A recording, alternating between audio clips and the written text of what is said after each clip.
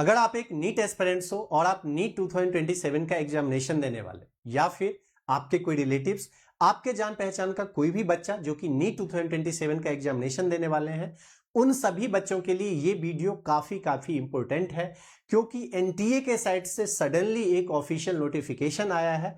इसका इंपैक्ट क्या पड़ेगा नीट 2027 के एग्जामिनेशन के लिए, बच्चे को किन चीजों पे फोकस करना चाहिए, क्या ये नोटिफिकेशन सही है भी, बच्चे के फेवर में है भी या नहीं है, सडनली ये नोटिस क्यों आया, सब कुछ मैं एक एक करके इस वीडियो में डिस्कस करने वाला हूं। जो मुझे नहीं जानते, पहली बार इस चैनल पे विजिट कर रहे हैं, so hello everyone, myself Keshav Krishna. India one of the toughest examination IIT JEE मैंने क्रैक किया है। 3 years Allen career institute, 2 years Aakash और 2 इयर्स अनअकैडमी के ऑनलाइन प्लेटफॉर्म पे मैं टीचिंग कर चुका हूं।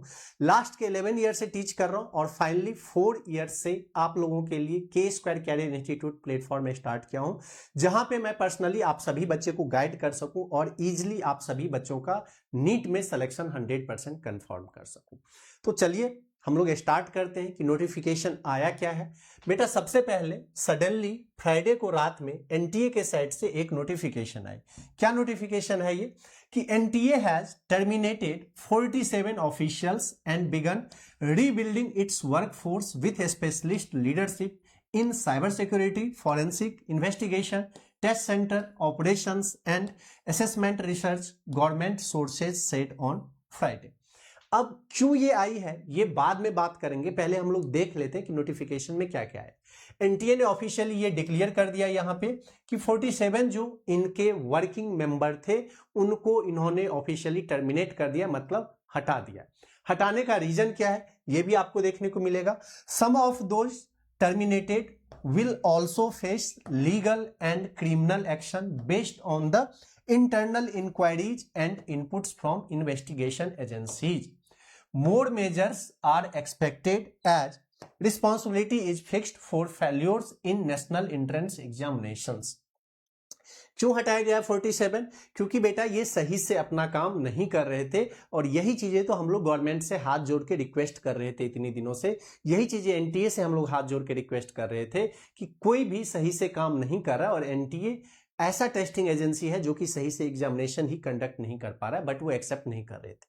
फाइनली उन्होंने इन चीजों को एक्सेप्ट किया है और 47 मेंबर्स को रिमूव किया। एट द सेम टाइम 2024 में नीट का पेपर लीक हुआ, 2025 में नीट का पेपर लीक हुआ, 2026 में पेपर लीक हुआ और री नीट 2026 में भी शायद पेपर लीक था। जिस हिसाब से रिजल्ट डिक्लेयर हुआ और जिस हिसाब से मार्क्स का फ्लक्चुएशन दिख रहा है सडनली, जिस हिसाब से हार्ड पेपर के बाद भी इतना हाई रैंक आया है, मुझे तो ऐसा पर्सनली लग रहा है कि कहीं ना कहीं कुछ तो कंप्रोमाइज हुआ, या तो रिजल्ट में कुछ कंप्रोमाइज कर दिया गया है या फिर पेपर लीक था, फिर से छोटे लेवल पे भी, लेकिन पेपर तो लीक था। ये मेरा पर्सनल ओपिनियन है, कहीं पे भी नोटिफिकेशन में नहीं है।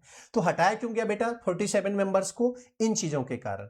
कुछ ऐसे मेंबर्स हैं जिनके ऊपर की लीगल एक्शन भी, लीगल एंड क्रिमिनल एक्शन भी लिया जाएगा based on the internal inquiry. इस पे इंटरनल इंक्वायरी होगी, इन्वेस्टिगेशन होंगी और जो भी ऐसा पाए जाते हैं कि इसमें इन्वॉल्व थे पेपर लीक या अदर चीजों में, उनके ऊपर लीगल एक्शन भी लिया जाएगा। अच्छा, एक और यहां पे इंपॉर्टेंट बात है इस नोटिस में कि the first phase include 4 general manager appointments and 16 young professionals through UPSC Pratibha setup Setu portal.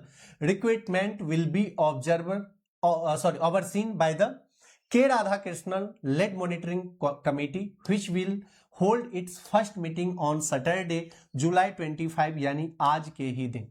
अब क्या बोले जा रहे हैं कि 47 मेंबर तो रिमूव कर दिए गए, लेकिन इसके साथ ही साथ 14 young professionals plus first phase includes 4 general manager, 4 general managers and 16 young professionals hire किए जाएंगे यूपीएससी के थ्रू। यूपीएससी प्रतिभा सेतु कुछ पोर्टल है, शायद आई थिंक वो पोर्टल है जिसमें कि यूपीएससी क्वालिफाई तो कर जाते हैं बच्चे, लेकिन वो इंटरव्यू में सेलेक्ट नहीं हो पाते हैं। तो उन कुछ बच्चों का ऐसा रिजर्व रखा जाता है कि उनको कहीं कहीं और भी जॉब दिया जा सकता है रिलेटेड टू एडमिनिस्ट्रेशन। ठीक है, तो बेटा ये यूपीएससी प्रतिभा सेतु से इन बच्चे का इंटरव्यू होगा और जो राधा कृष्णन कमेटी फॉर्म किया गया था नीट 2024 पेपर लीक के बाद, उसके अंदर में रिक्रूटमेंट होगी और ये मीटिंग कब होगा? आज ही होगा। यहाँ पे अब देखिए यहाँ पे कि the crackdown follows the NEET UG paper leak which forced nearly 20 lakhs candidate to take the examination again on 21 June 21 after the May 3 was cancelled. Sources stressed that the 47 personnel had been terminated, not merely transferred or marked for the removal. Their name, ranks and alleged roles were not disclosed.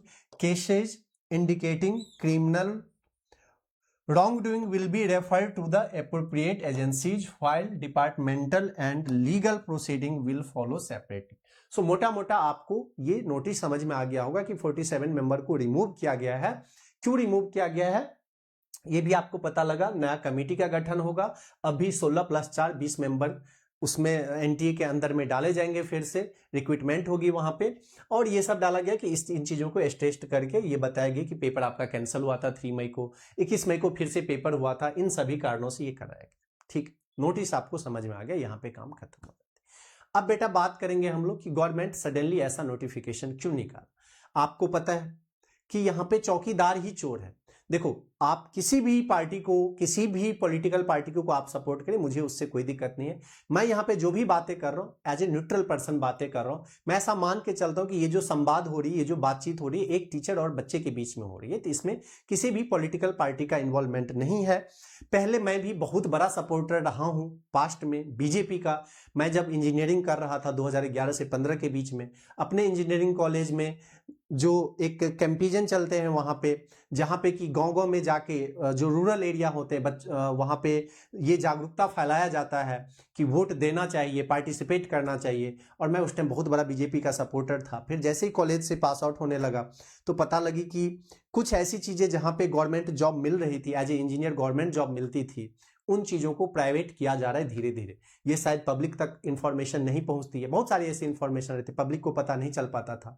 लेकिन 2015 से ही जो government sector थी उनको धीरे धीरे private करना start कर दी थी उन्होंने, और जॉब क्या होने लगी, कम होने लगी। वहां से धीरे धीरे नफरत होने लगा इन चीजों से। और मैं बताऊं, सच बताऊं तो यार, कोई भी पॉलिटिकल पार्टी जो है वो सही नहीं है। पॉलिटिक्स चीज ही बहुत गंदा है। जो भी कुर्सी पे आते ये यही काम करते, चाहे कोई भी हो। तो मैं किसी के यहाँ पे पक्ष में नहीं बोल रहा हूं, किसी के सपोर्ट में नहीं बोल रहा हूं। तो आप किसी के अगर डाई हार्ट फैन है, सपोर्टर है, तो आप हर्ट मत होइएगा। आपको मेरी बातें करवा लग सकते, बट हर्ट नहीं होइए। तो आपको पता है कि बेटा चौकीदार ही यहाँ पे चोर है। मेरा कहने का मतलब ये है कि 2024 में पेपर लीक हुआ, इतने बड़े लेवल पे लीक हुआ। पहले एनटीए ने एक्सेप्ट ही नहीं किया कि पेपर लीक हुआ है, बाद में उन्होंने बोला कि हाँ छोटा मोटा लीक हुआ है। 2025 में न्यूज में नहीं आई, बट 2025 में भी पेपर लीक था। जब अभी 2026 में पेपर लीक की बातें होने लगी, इन्वेस्टिगेशन स्टार्ट हुआ, तो जिनको पकड़ा गया उन्होंने खुद बोला कि मेरे घर के बच्चे प्रीवियस ईयर भी गए हैं और 2025 में भी पेपर लीक था। 2025 में भी हम लोगों ने पेपर परचेज किया था। 2026 में खुलायम पेपर लीक हुआ, लाखों की संख्या में बच्चों के पास पहुंचा था, व्हाट्सएप पे, ट्विटर पे, हर जगह पे शेयर किया जा रहा था। यहाँ पे कैंसिल हुआ एग्जामिनेशंस और ये हुआ। मैं सिंपल आप लोगों से एक क्वेश्चन पूछना चाहता हूं। मान लो कि आपके मोहल्ले में एक घर में चोरी हो गया। सोसाइटी में सिक्योरिटी होता है, आपके मोहल्ले में अगर आपके गली में अगर एक घर में चोरी हो गया, तो अब बताओ क्या अगले घर में वहां पे चोरी होगा? नहीं होगा, क्योंकि सिक्योरिटी इतनी टाइट हो जाएगी वहां पे, ऐसा कंसर्न हो जाएगा कि एक घर में चोरी हुआ, अब अगले घर में चोरी 100% नहीं होगा। लेकिन उसके बगल वाले घर में भी चोरी हो रहा है, उसके बगल वाले घर में भी चोर है। इसका मतलब जो सिक्योरिटी सिस्टम है वही चोरी करवा रहा है, वही उसमें शामिल है, तभी ये पॉसिबल होता है। मैं ये आप लोग को कहना चाहता हूं कि यहां पे सामने खुल के नहीं आ रहे, फेसेज खुल के नहीं आ रहे हैं यहाँ पे कि कौन करवा रहा है कौन नहीं करवा रहा है। मतलब 2-4 को लपेट दिए जाते हैं, बेचारे जो छोटे मोटे इंसान हैं उनको लपेट दिया जाता है। सबसे पहले जो ये 47 यहाँ पे बोले जा रहे हैं, इस नोटिफिकेशन में ये तो बता दिया गया कि 47। आप देख रहे हो कि इन्होंने बोला इनका नेम डिस्क्लोज ही नहीं किया गया यहाँ पे कि किस किस को टर्मिनेट किया गया। अरे अगर किसी ने गलत काम किया तो उसका नेम आप यहाँ पे डिस्क्लोज कर दो, क्या दिक्कत है इन चीजों में? किसी भी कंपनी से अगर किसी को रिमूव किया जाता है तो उसका नेम पब्लिकली डिस्क्लोज कर दिया जाता है कि इन इंसान को टर्मिनेट किया जा रहा है। मान लो मैं टीचर हूं, अगर मैं कहीं पे टीच कर रहा हूं और मुझे टर्मिनेट किया जाता है तो मेरा नाम पब्लिकली शो किया जाता है। इसमें गलत बात क्या है? तो बेटा ये बताया जा रहा है यहाँ पे कि इन्होंने 47 निकाल दिया एनटीए ने कि मैंने टर्मिनेट कर दिया, बट एनटीए के पास जो स्टाफ मेंबर हैं ऑफिशियली वो सिर्फ और सिर्फ 24 मेंबर्स ही इनके पास परमानेंट स्टाफ मेंबर हैं। तो जब आपके पास 24 मेंबर्स ही परमानेंट है तो आप 47 को टर्मिनेट किस बात पे कर रहे हो? और जो कॉन्ट्रैक्चुअल पे आते हैं, मतलब जिनके पास कॉन्ट्रैक्ट रहता है कि मैं इतने से इतने दिनों का काम करूंगा, तो वो कॉन्ट्रैक्ट बीच में भी कोई खत्म कर सकता है, उसको टर्मिनेट करना नहीं बोलते। तो अब एनटीए ये झूठ बोल रहे हैं सच बोल रहे हैं नहीं पता। क्यों इस टाइम निकाला गया?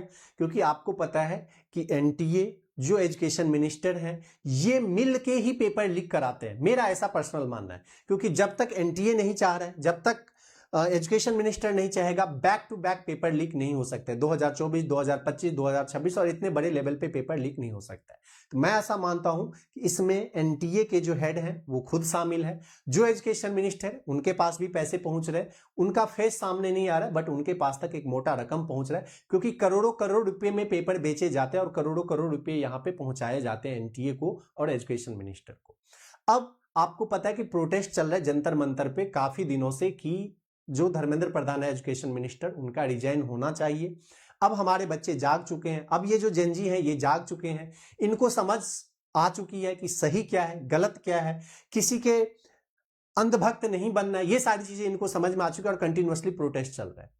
अब फिर से धर्मेंद्र प्रधान का रेजिग्नेशन रोकने के लिए, धर्मेंद्र प्रधान को हाइड करने के लिए, उनको सामने नहीं लाने के लिए ये कुछ कुछ चीजें ऐसा एक्टिविटी कर रहे हैं जिन चीजों से कि बच्चे को उलझाया जाए, बच्चे को डाइवर्ट किया जाए, उनको बोला जाए कि ये चेंजेस कर रहे हैं, ये चेंजेस कर रहे हैं और इनसे आपका एग्जामिनेशन क्या होगा, सही होगा। लेकिन मैं आपको बोलना चाहूंगा कि अगर कोई कैप्टन गलत है, अगर कोई कैप्टन ही गलत है तो कभी भी वहां का प्लेयर सही हो ही नहीं सकता है। अगर कोई प्लेयर सही होना भी चाहेगा तो गलत अगर कैप्टन है तो वो वैसा ही परफॉर्म करेगा जैसा कैप्टन का आदेश होगा। तो सबसे बड़ा जो विक्टिम मुझे लग रहा है वो तो एजुकेशन मिनिस्टर ही यहां पे लग रहा है। जब तक वो चेंज नहीं होगी, ना तो किसी चीज की अकाउंटेबिलिटी लेते हैं, पेपर लीक पे पेपर लीक होते हैं, वहां पे आप छोटे मोटे चेंजेस कर दोगे फिर से 2027 में पेपर लीक हो जाएगा और आप बोल दोगे कि यार फिर से यहाँ पे कार्रवाई करते।